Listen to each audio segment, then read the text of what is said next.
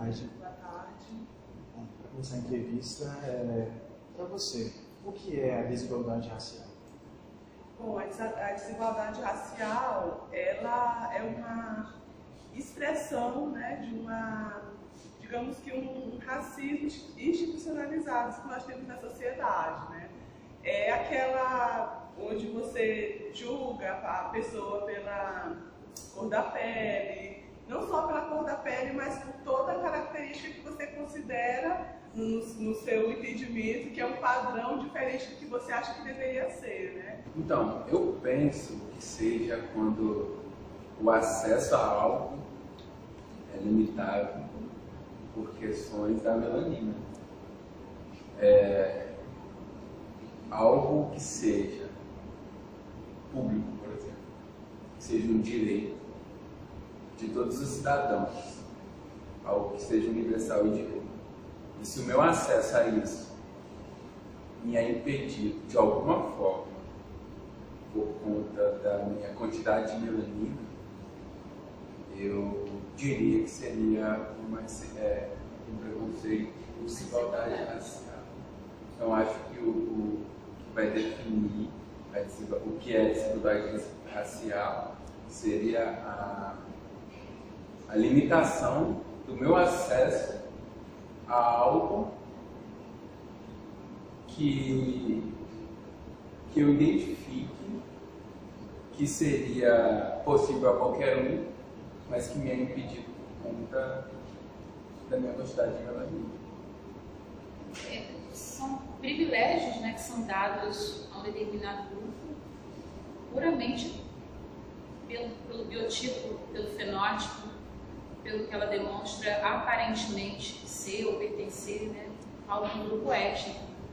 Então, em detrimento a isso, eu coloco uma pessoa dentro de um grupo com privilégios e as demais excluídas dessa situação, né, de pertencer, de ter acesso. São escolhas a partir do que o Marco está colocando aqui, a questão da melanina, mais ou menos. O fenótipo que, por exemplo, se a gente for falar da desigualdade racial do negro, então ele vai ter características físicas tais, então ele não se encaixa nesse padrão que o grupo dominante, teoricamente, poderia ter mais poder. Então, eu já vivi algumas reveladas e outras veladas, né? Algumas percebe-se pelo tom de voz, pela não acessibilidade, né?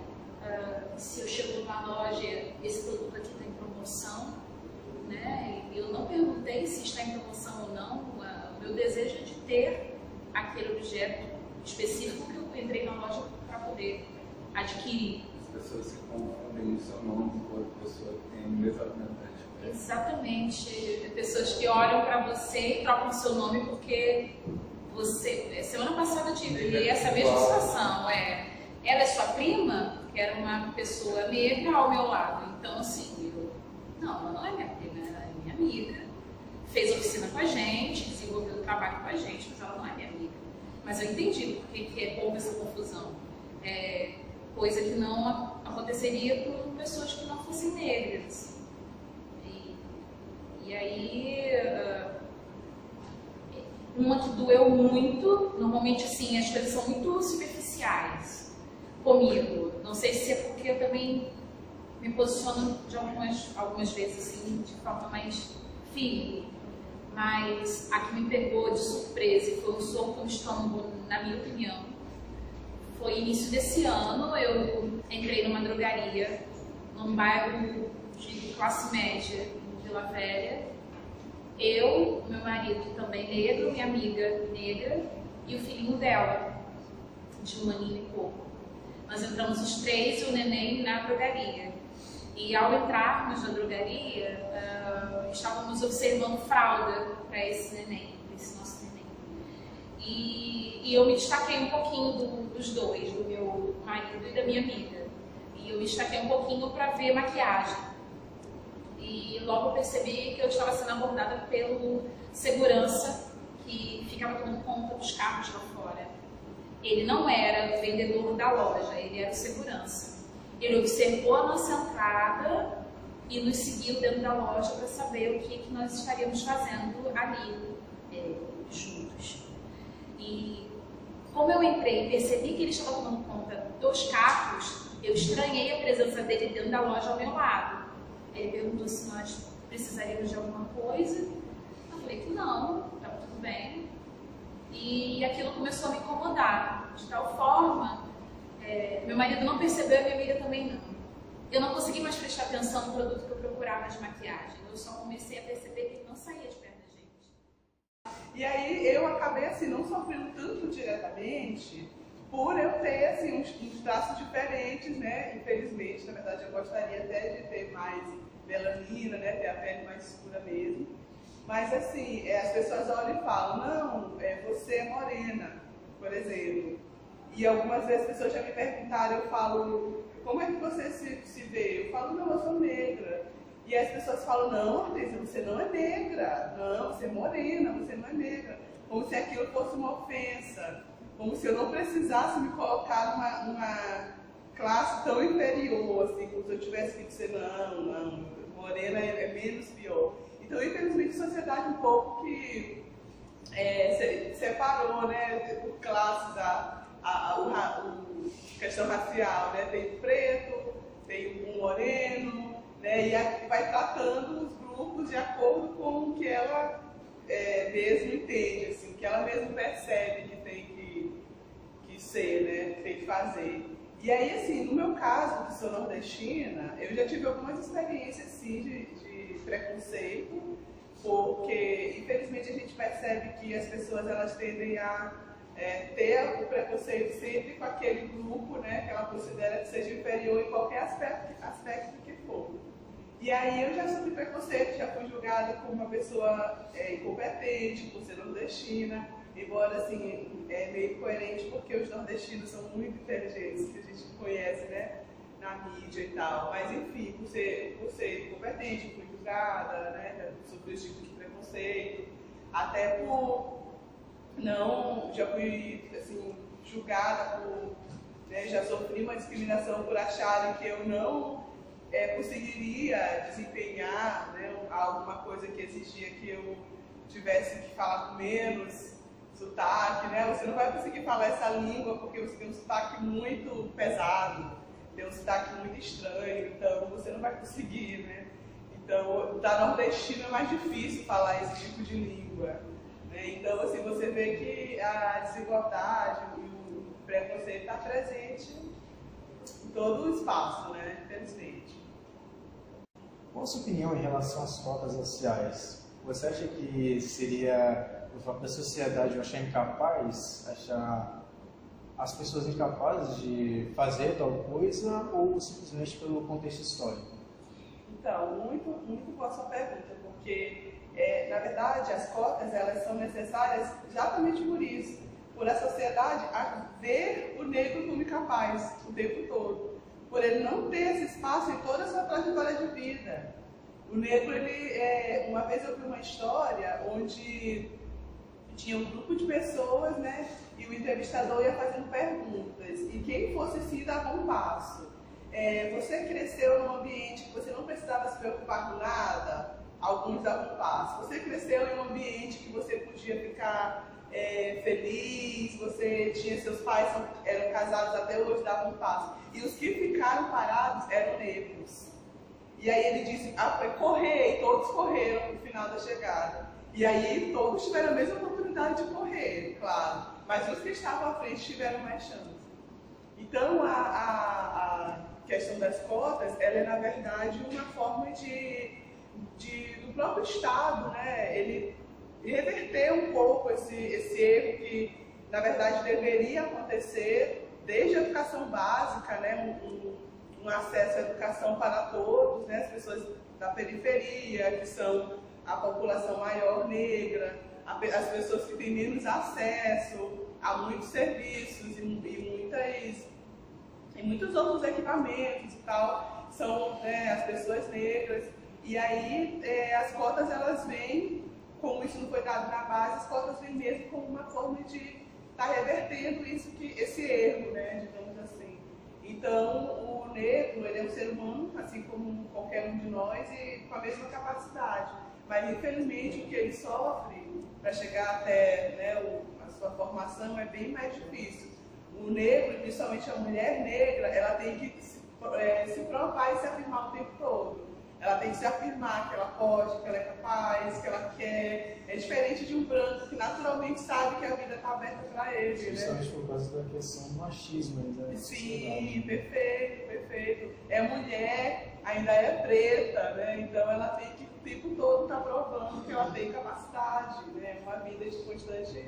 Sabemos que a maioria dos negros tem dificuldade de arranjar emprego, mesmo com todas as qualificações necessárias. Se tiver um branco, eles o preferem. Você já teve alguma experiência desse tipo? A minha amiga loira de olho azul, ela foi trabalhar no gabinete de subsecretário. Eu não fui para o gabinete de subsecretário. Eu fui para um setor escondido onde tinha a questão de arquivo, fazer o arquivamento da entrada nos processos. Era uma sala, né, escondida. E a minha amiga loira de olho azul, ela e a outra, foram fazer o estágio na recepção do subsecretário de saúde. Então, desde cedo eu sempre soube que eu teria que travar uma batalha um pouquinho maior. E a minha escolha por ser professora acabou me colocando também num lugar onde existe um número bastante grande de profissionais negros, né, de mulheres negras nessa área. Então eu não tive conflitos. Fui trabalhar em comércio, mas foi assim, muito rápido. Mas eu sempre percebi que as colocações que me davam, eu sempre tive que fazer muito mais do que a outra que não fosse branca, que não fosse preta, que fosse branca. Eu sempre percebi isso. E eu tive essa escolha de ser professora, então já não, na rede particular, entregava muito currículo, não chamava. Mas assim, deve ser grande por causa do currículo, não tem experiência, né?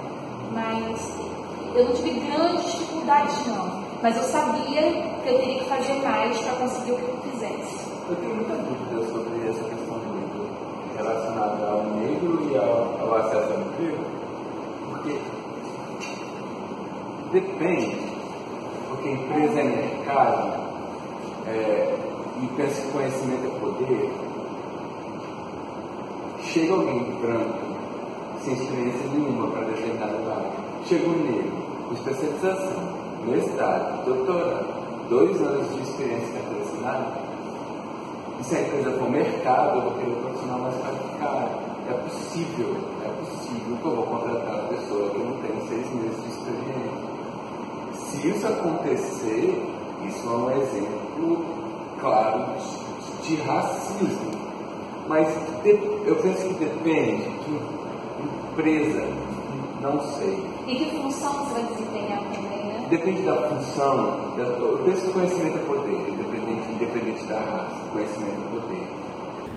Eu diretamente não, mas eu conheço diversas pessoas que já sofreram, né, pelo cabelo, porque diziam que negro fede, então era preferível que fosse um branco, porque o negro ia ter um mau cheiro. Enfim, assim, eu já ouvi, infelizmente, muitos relatos de discriminação, assim, da pessoa não ter a mesma aprovação no espaço do trabalho como um branco, né? E assim, para além de eu ter vivido ou não outras experiências que eu estou compartilhando assim de pessoas próximas, tem mesmo que a gente observa, né? Você, por exemplo, quantos médicos negros, né, nós somos atendidos diariamente, né? Se você vê a foto de um negro, por exemplo, de terno, e te perguntar o que você acha que é essa profissão, você vai dizer, eu acho que é o segurança de um shopping, né? Eu acho que é um guarda de alguém, segurança particular de alguém. Um branco de terno é um advogado, né? Um branco de terno. Então, assim, as próprias profissões que a gente convive e observa, onde estão a maioria dos negros, em quais profissões? Quais profissões que a gente observa e vê que são poucos negros que estão, né? E algo que a gente volta lá para a parte da educação, para a parte das oportunidades, da cota, para a gente chegar aí, né? Às vezes a empresa se preocupa muito com que os funcionários transmitem aquilo que ela entende, que ela acredita. E aí eu já ouvi até pessoas falando que sofreram, né, esse tipo de discriminação, que a pessoa negra, como recepcionista, ela estaria mostrando, né, que a pessoa ela não chegaria a lugar mais alto, né, por ela ser recebida por uma pessoa negra na recepção. Então, assim, são muitas discriminações assim, que acontecem diariamente nesse ambiente. Né? E como a gente precisa avançar e se reconhecer quanto negro e habitar mesmo em outros espaços. Né? Quando a gente vê um jornalista que se destaca negro, é muito difícil, né? A gente fala, nossa, que bom que o jornalista negro agora vai ter um espaço para ele, porque a gente vê o quanto é difícil e quanto não é comum a gente ver o negro no espaço, como apresentadores de programas, como outras frentes aí na TV, como donos de canais, enfim. Então, assim, a gente tem muito que avançar ainda nessa discussão. Infelizmente, uma questão notável na sociedade, né? Você sempre vai deparar com as profissões, os negros em profissões, né, que são ditas como aquelas que tanto são com renda menor mesmo, com renda inferior, quanto aquelas que são ditas com menos valor, menos reconhecimento. Né? Existe aquela coisa de pensar que uma profissão indigna. Sim, sim. Infelizmente sim, as pessoas, elas veem uma pessoa negra, elas a julgam, assim, elas já julgam qual a profissão que você acha que essa pessoa tem. Né? Você dificilmente vai dizer que ela é uma profissão, né? Tem um poder aquisitivo alto e tal, justamente pelo racismo institucionalizado que nós temos e nós vivemos aí diariamente. O tema das desigualdades raciais abarca fenômenos sociais de diferentes dimensões, que, embora sejam relacionadas, constituem esferas distintas de observação.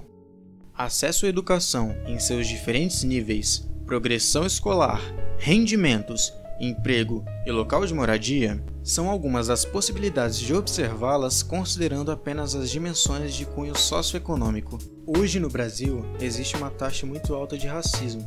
Embora prevaleça no país a ideia de que não existe o preconceito contra os negros, o racismo gera agressões aos negros e seus descendentes. A igualdade formal entre pessoas significa também que, dentro de um contexto democrático, reconhece-se que cada indivíduo possui certo número de direitos, como a liberdade de locomoção, de voto, de expressão, de opinião e entre outros. Contudo, para haver igualdade na liberdade, deve haver o princípio de respeito entre os indivíduos. Todos somos iguais, independente da nossa condição econômica, da nossa religião, da nossa cor, e todos nós devemos respeitar uns aos outros do jeito que somos. Este documentário foi feito para trazer ainda mais à tona a desigualdade racial existente, para contarmos histórias de pessoas que lutam até hoje contra este preconceito e que só querem viver uma vida com muito mais alegria e respeito.